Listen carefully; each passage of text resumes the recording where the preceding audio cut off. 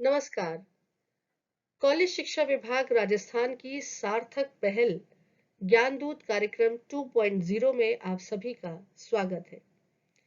ज्ञान से सेवा की ओर का ध्येय वाक्य रखने वाला कॉलेज शिक्षा विभाग इस महामारी के काल में भी ज्ञानदूत कार्यक्रम 2.0 के द्वारा सभी एस्पायरेंट्स के लिए ये मंच प्रदान कर रहा है, जिसके द्वारा वो अपनी शिक्षा को अनवरत रूप से प्राप्त करते रहे और शिक्षण कार्य सुचारू रूप से चलता रहे।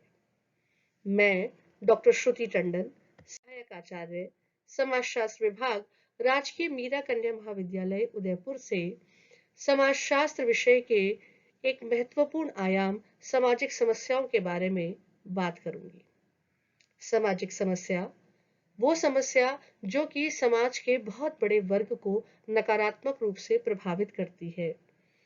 एक ऐसी दशा जो कि जनजीवन पर प्रतिकूल प्रभाव डालती है और जिसका समाधान भी सामूहिक प्रयास से ही संभव हो सकता है, उसे हम सामाजिक समस्या कहते हैं। आज जिस समस्या के बारे में हम बात करेंगे वो है वृद्धावस्था की समस्याएं, अंग्रेजी में जिसे प्रॉब्लम्स ऑफ एल्डरली के नाम से जाना जाता है। ये बात सभी लोग बखूबी जानते हैं कि उम्र अनवरत बढ़ती रहती है। जन्म से ही आपकी उम्र बढ़ना शुरू हो जाती है। दूसरे दृष्टिकोण से यह देखा जाता है कि आपकी उम्र का एक और साल कम हो गया। लेकिन चाहे जो भी दृष्टिकोण हो, मानव जीवन निश्चित अवस्थाओं को प्राप्त करता है। शैशवावस्था, बाल्यावस्था, युवावस्था, प्रौढ़ावस्था और उसके बाद वृद्धावस्था। यूं देखा जाए तो वृद्धावस्था एक सामान्य सी वो अवस्था है जो एक के बाद एक स्वाभाविक ही आ जाती है। लेकिन जिस प्रकार से हर अवस्था की अपनी कुछ समस्या होती ही होती है, ठीक उसी प्रकार से वृद्धावस्था की भी अपनी समस्याएं हैं। लेकिन वो क्या समस्याएं हैं जो कि वृद्धों को भी प्रभावित कर रही है, जिन्हें हम अनुभव का पुंज मानते हैं, जो अपना पूरा जीवन ना सिर्फ परिवार के लिए, समाज के लिए डेडिकेट करते हैं, बल्कि अपने अनुभवों से पिरो करके आने वाली पीढ़ी को तैयार करने में भी महत्वपूर्ण भूमिका निभाते हैं। इन सब बातों पर आज हम विस्तार से बात करेंगे। पहले बात करते हैं वृद्धावस्था किसे कहते हैं। वृद्धावस्था उस अवस्था को कहते हैं जिसमें व्यक्ति की आयु मानव जीवन की औसत आयु के समीप या उससे अधिक हो जाती है। वृद्धावस्था एक धीरे धीरे आने वाली अवस्था है जो कि एक स्वाभाविक घटना है। इसे रोका नहीं जा सकता, इसे थामा नहीं जा सकता। सामान्यतया देखा जाता है कि वृद्धावस्था मानव विकास की ऐसी अवस्था है जिसमें उसकी इंद्रियां कमजोर हो जाती हैं, उसकी बहुत सी क्षमताएं घट जाती हैं और इन सब का परिणाम ये होता है कि उसके सामने अनेक प्रकार की समस्याएं विकसित होने लग जाती हैं।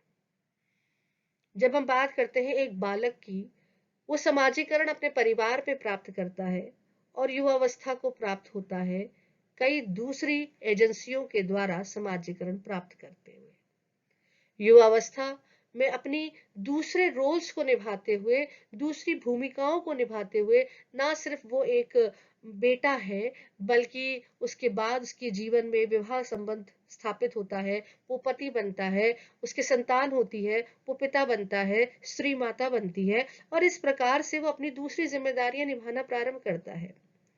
नौकरी के क्षेत्र से यदि जुड़ा है तो वहां वो अपनी सेवाएं देता है और उसका खुद का व्यवसाय है तो वहां भी अर्थोपार्जन करता है। अपने परिवार के लिए, अपने पर आश्रितों के लिए उसका सतत प्रयास रहता है कि वो उसे भरसक सुविधाएं दे सके। लेकिन ये सब करते करते कब वो स्वयं वृद्धावस्था में पहुंच जाता है, ये वो एकदम पकड़ नहीं पाता है और जब ये एक समस्या के रूप में दिखाई देने लगता है तब वो स्वयं भी इसके लिए जागरूक होता है। वृद्धावस्था की समस्या ना सिर्फ भारत की समस्या है, बल्कि वैश्विक पटल पर भी ये समस्या के रूप में देखी जाती है। शायद यही कारण है कि संयुक्त राष्ट्र संघ ने यानी कि यूनाइटेड नेशंस ऑर्गेनाइजेशन ने भी इस दिशा में विचार किया और उन्होंने 1999 को वृद्ध लोगों का अंतर्राष्ट्रीय वर्ष घोषित किया, जिसका उद्देश्य यह था कि सामान्य जनता में वृद्धावस्था की समस्याओं के प्रति जागरूकता पैदा की जाए, एक ऐसे समाज का निर्माण करने के लिए कदम उठाया जाए जिसमें युवाओं और वृद्धों में परस्पर सहयोग हो और दोनों एक दूसरे की देखरेख कर सके। इस प्रकार वृद्धावस्था उम्र बढ़ने की एक जैविक प्रक्रिया है। हालांकि वृद्धावस्था क्या है ये मामूली रूप से तो सभी जानते हैं, उम्र की एक अवस्था है, इसीलिए इसको आसानी से कहना सरल है, लेकिन जब परिभाषित करने की बात आती है तो ये एक पक्षीय संबंधित नहीं है।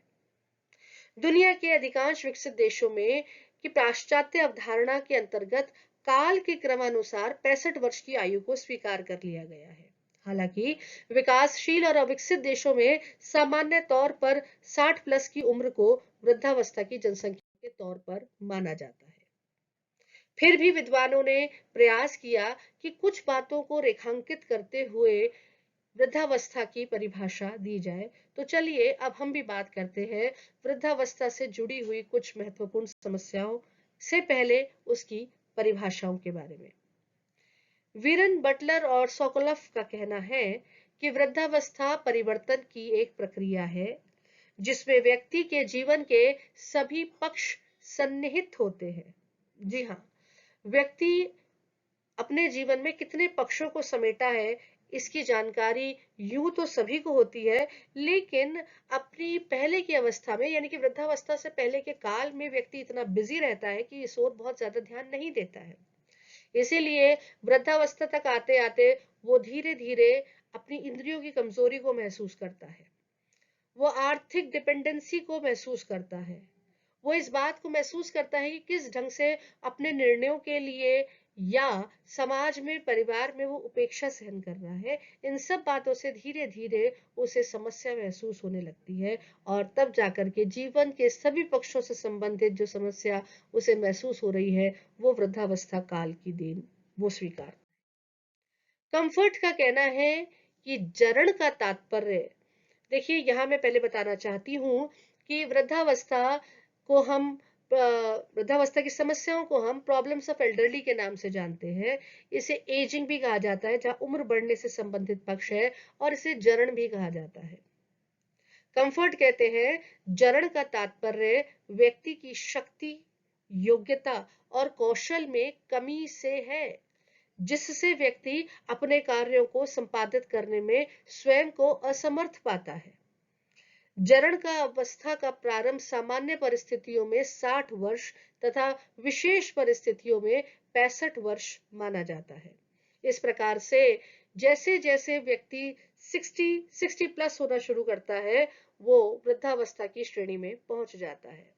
यूं तो ऑफिशियल सेक्टर में भी रिटायरमेंट की एज को 60 इयर्स माना गया है उसका, और विशेष परिस्थितियों में 65 वर्ष तक इसे देखा जाता है। लेकिन यह बात सत्य है कि उम्र के बढ़ने के संग ही शरीर की शक्ति और दूसरी क्षमताओं पर जो प्रभाव होता है वो वृद्धावस्था में जाकर के बहुत अधिक दिखाई देने लग जाता है। अब बात करते हैं हम कुछ उन समस्याओं के बारे में जो कि इस उम्र में या इस पड़ाव पर बहुत ज्यादा देखने को मिलती है। अगर हम देखें तो वृद्धावस्था एक व्यक्ति विशेष के लिए कई आधारों पर समस्या बनती है, पर सामाजिक समस्या का रूप जब वो लेती है तब ये विचारणीय प्रश्न बन जाता है, क्योंकि उस व्यक्ति ने तो अपना संपूर्ण जीवन अपने परिवार के लिए दिया है, तो वो समस्या कैसे बनी है ये एक सोचनीय बात है। पर पहले बात करते हैं उन प्रमुख कारणों की, उन प्रमुख समस्याओं की जो कि वृद्धावस्था से जुड़ी हुई होती हैं। तो सबसे पहला पक्ष जो आता है जो हम समझ सकते हैं वो है स्वास्थ्य में गिरावट का। धीरे धीरे व्यक्ति की इंद्रियां कमजोर होनी प्रारंभ हो रही हैं, उसके अंदर की वो जो एनर्जी लेवल है वो उतना नहीं रह पा रहा है, वो एक जो रूटीन फॉलो कर रहा था वो धीरे धीरे डिस्टर्ब होता जा रहा है। कुछ ऐसे रोग उसे घेर लेते हैं जहां पर वो उतना प्रभावी ढंग से अपना रूटीन फॉलो नहीं कर पा रहा है और व्यक्ति के स्वास्थ्य में धीरे धीरे गिरावट आनी शुरू हो जाती है। ये गिरावट जो उसके स्वास्थ्य में आ रही है, यही से वो अपने वृद्धावस्था की पहचान कर रहा है। वो इस बात को महसूस कर पाता है कि वो अब अकेले कार्य कर पाने में सक्षम नहीं है। जो कार्य वो पहले खुद ही अकेले ही धड़ाधड़ फटाफट कर लेता था, अब उसे उन छोटी छोटी बातों के लिए भी निर्भर होना पड़ रहा है। तो यहाँ व्यक्ति विशेष तो स्वास्थ्य में गिरावट एक समस्या के रूप में देख रहा है, लेकिन वहीं पर परिवार के सदस्य भी इतने ज्यादा स्वयं को व्यस्त पा रहे हैं कि उस देखरेख को नहीं निभा पा रहे हैं और उनके लिए भी वो एक समस्या बन रही जाती है। बात करते हैं एक और समस्या की, जो कि जुड़ी हुई है आर्थिक पक्ष से, यानी कि आर्थिक असुरक्षा।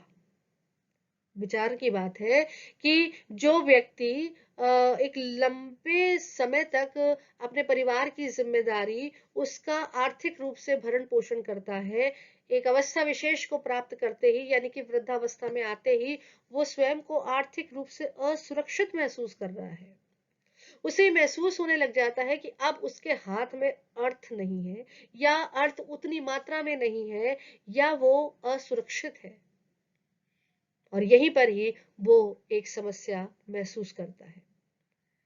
अगर हम सामाजिक पक्षों पर बात करें तो परिवार में, समाज में अलगाव, उपेक्षा, दुर्व्यवहार वो समस्याएं हैं जो कि देखने को मिलती हैं। आप चाहे अखबार उठा के देखें या मास मीडिया के किसी भी मंच पर जाकर के देखें, ऐसे वीडियो कहीं दिख जाते हैं जहां पर वृद्धों के संग दुर्व्यवहार हो रहा है या फिर उनकी उपेक्षा की जा रही है। तो उस व्यक्ति के लिए बहुत ही सोचनीय विषय हो जाता है, जो कि बहुत लंबे समय तक परिवार के डिसीजंस लेता रहता है और एक समय के बाद उसे डिसीजंस में सम्मिलित नहीं किया जाता। एक समय के बाद उससे डिसीजंस के बारे में पूछा और कई बार तो उसे बताया तक भी नहीं जाता है। तो वो उपेक्षा उसके लिए बहुत ही ज्यादा पीड़ादायक होती है। तो इस प्रकार से उसका जो मनोविज्ञान है, उसका जो मनोवैज्ञानिक बल है, वो कमजोर होने लग जाता है और ये माना जाता है कि ये एक प्रकार का बोझ है।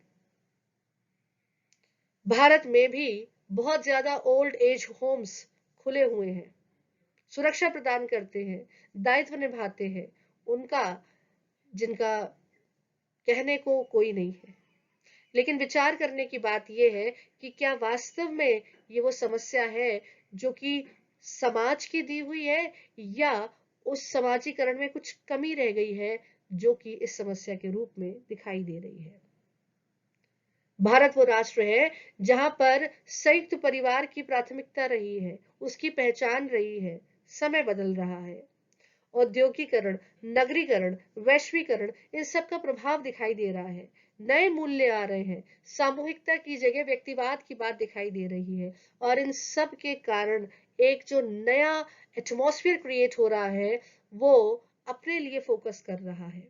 तो ऐसे में वृद्धों की समस्याएं वास्तव में विचारणीय पक्ष बन जाती हैं।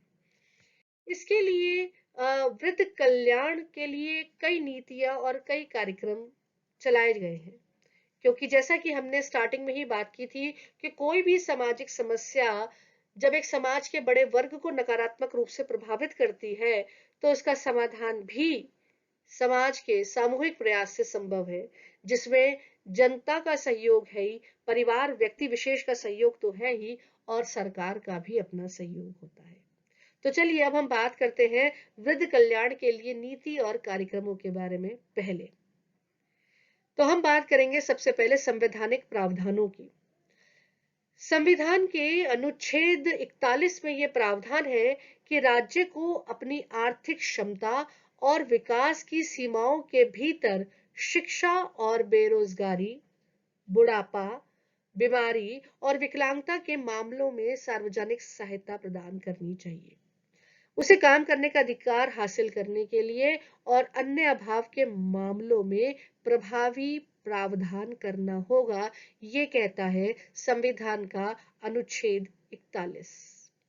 इसके अलावा अनुच्छेद 47 का यह प्रावधान करता है कि राज्य पोषण के स्तर अपने लोगों के जीवन स्तर और सार्वजनिक स्वास्थ्य सुधार के अपने प्राथमिक कर्तव्यों को भली भांति वहन करेगा।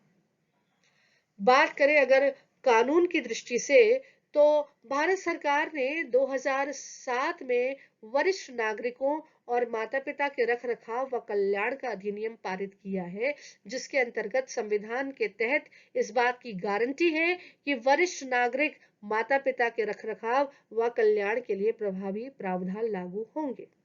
संक्षेप में ये कानून कुछ विशेष प्रावधानों की बात करता है, जैसे रिश्तेदारों द्वारा लापरवाही करने के मामले में वरिष्ठ नागरिकों द्वारा संपत्ति के हस्तांतरण को रद्द करना, वरिष्ठ नागरिकों के परित्याग के लिए दंडात्मक प्रावधान करना, गरीब वरिष्ठ नागरिकों के लिए वृद्धाश्रम की स्थापना करना, उनके लिए चिकित्सा सेवाओं और सुरक्षा प्रदान करने की व्यवस्था करना। आज हम वृद्ध के संग जो एक और शब्द सुनते हैं, वो सुनते हैं सीनियर सिटीजन।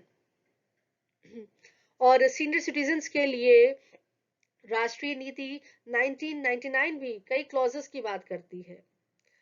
केंद्रीय क्षेत्र की एकीकृत कार्यक्रम योजना में भी इस तरीके के प्रावधान किए गए हैं, जिसके द्वारा ये प्रयास किया जा रहा है कि संविधान के द्वारा, सरकार के द्वारा वो सुरक्षा प्रदान की जाए वृद्धों को, कि वो स्वयं को असुरक्षित महसूस ना करें।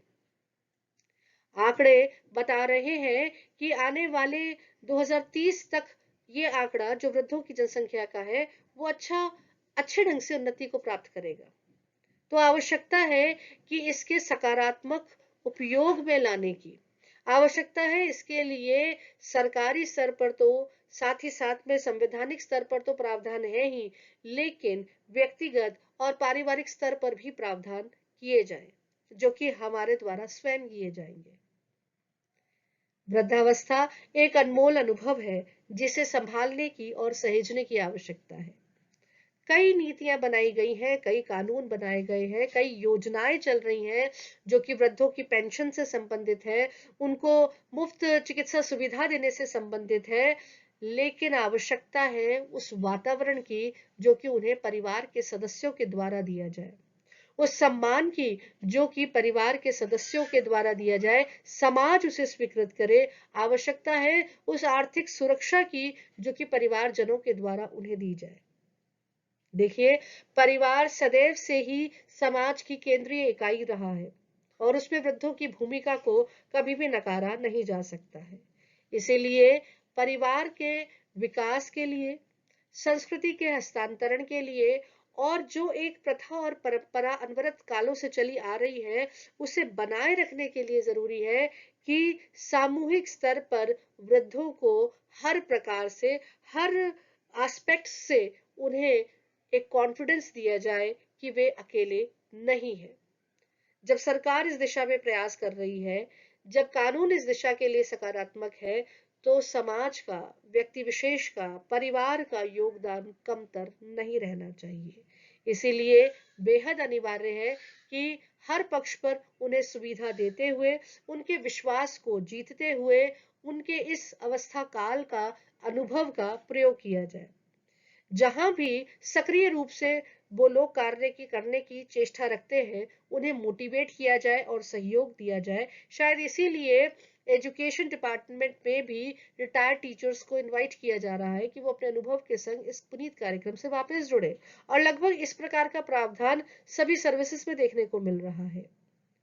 लेकिन जो अगर इस तरीके से सहयोग नहीं दे पाने की क्षमता रख रहे हैं, तो वहां भी आवश्यकता है कि परिवार सबसे पहले और परिवारजन सबसे पहले समाज के साथी सबसे पहले मिलकर के उन्हें ये विश्वास दे कि वो तब भी आवश्यक है, समाज के लिए भी, परिवार के लिए भी और व्यक्ति विशेष के लिए भी। इसीलिए अन्य सामाजिक समस्याओं की तरह वृद्धावस्था की इस सामाजिक समस्या पर भी सबके सामूहिक प्रयास को देखने की जरूरत है, आवश्यकता है। Competitive exams point of view से इस बात की जानकारी देना मैं यहाँ जरूरी समझती हूँ कि वृद्धावस्था का अर्थ और परिभाषाओं से साथ ही साथ ये तो जानकारी आवश्यक है, साथ ही साथ उन योजनाओं की भी बात करना जरूरी है जो कि कॉम्पिटिटिव एग्जाम्स में पूछी जाती है। इस विश्वास के संग कि इस वीडियो ने वृद्धावस्था के अर्थ, उनकी समस्याओं और उनके कल्याण के लिए नीति और कार्यक्रमों की जो जानकारी आप तक देने का प्रयास किया गया है वो आपके लिए सहयोगी सिद्ध होगा। इस विश्वास के संग कि आप इस वीडियो को देखेंगे और एक और सामाजिक समस्या के संग हम जल्दी दोबारा मिलेंगे, तब तक के लिए आभार और नमस्कार।